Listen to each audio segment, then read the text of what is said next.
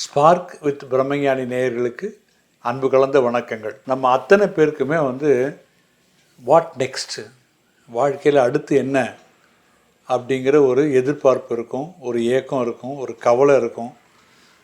அது இருக்கிறது நியாயமானது. ஒரு சில பேருக்கு மட்டும் வாட் நெக்ஸ்ட் ஆஃப்டர் மீ அப்படிங்கிறது இருக்கும். இந்த வாட் நெக்ஸ்ட் ஆஃப்டர் மீ அப்படிங்கிறதுல ஒரு சில இதில் இப்போ ஒரு கம்பெனி இருக்குது, அதனுடைய தலைவர் இருக்காங்க.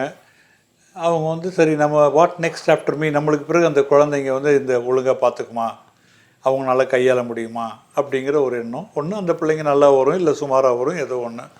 இந்த மாதிரி ஒவ்வொரு இடத்துலையுமே வாட் நெக்ஸ்ட் ஆஃப்டர் மீங்கிறது.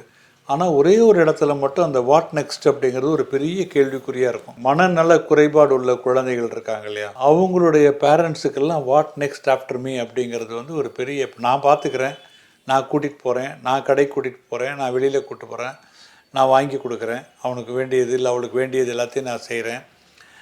ஆனால் எனக்கு பிறகு அந்த பிள்ளைங்களுக்கு எதுவுமே தெரிய மாட்டேங்குது. அது அவங்க உணர்கிறாங்களா இல்லையான்னு தெரிய மாட்டேங்குது.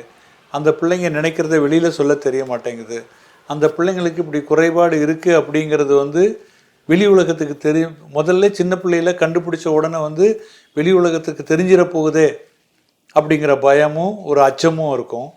ஆனால் பெரிய பிள்ளை ஆக ஆக அவங்களுடைய இது சோஷியல் இதிலெல்லாம் பழகும்போது இருக்கும்போதெல்லாம் ஐயோ இவங்களுக்கு இருக்கிறது தெரியல அப்படின்னா இவங்க வேணும்னே பண்ணுறாங்க அப்படிங்கிற மாதிரி சமுதாயம் நினச்சிக்குமே, எப்படி சொல்கிறது என்ன ஏது அப்படின்னு அவங்களுக்கு பெரிய ஒரு இது இருக்கும்.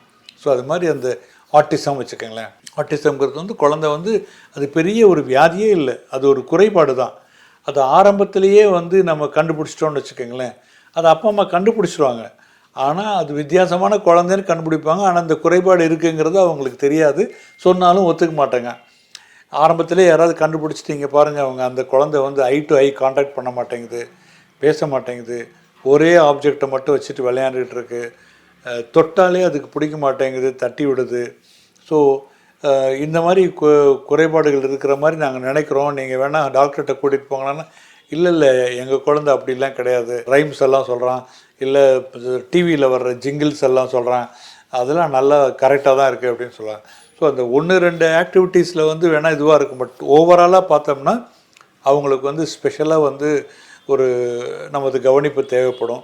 ஆனால் ஆரம்பத்திலேயே நம்ம அதை பார்த்துட்டு அதுக்குன்னு உண்டான வழிமுறை அவங்களுக்கு தேவை அன்போடு நம்மளுடைய பேரண்ட்ஸோட டைம், இல்லை தாத்தா பாட்டியோட டைம். ஆனால் தாத்தா பாட்டி கூட இருக்கிற குழந்தைங்களுக்கு நிச்சயமாக சரியாக போயிடும், இல்லை அந்த வியாதி வராமல் கூட இருக்கும். அது ஒரு வரப்பிரசாதம் தான் வச்சுக்கோங்களேன். அன்பையும் அரவணைப்பையும் டயத்தையும் அந்த பெற்றோர்கள் கொடுத்து, உறவினர்களும் கொடுத்து, அதை ப்ராப்பராக நம்ம ஆரம்பத்திலேயே கூட்டிகிட்டு போயிட்டோம்னா 100% இல்லை நியர் 100% சரி பண்ணுறதுக்கான வாய்ப்பு இருக்குது. வாட் நெக்ஸ்ட் ஆஃப்டர் மீ அப்படிங்கிற கேள்வியை நம்ம ஈஸியாக சமாளிக்கலாம்.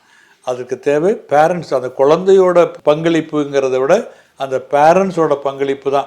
குழந்தைக்கு வித்தியாசமாக இருக்குது, நம்ம இமீடியட்டாக கண்டுபிடிக்கணும் அப்படிங்கிறத மூடி மறைக்கணும், நம்ம யார்கிட்டையும் சொல்லக்கூடாது அப்படிங்கிற மாதிரிலாம் இல்லாமல் டக்குன்னு கூட்டிகிட்டு போய்ட்டு நிச்சயமாக சரி பண்ணிக்கலாம்.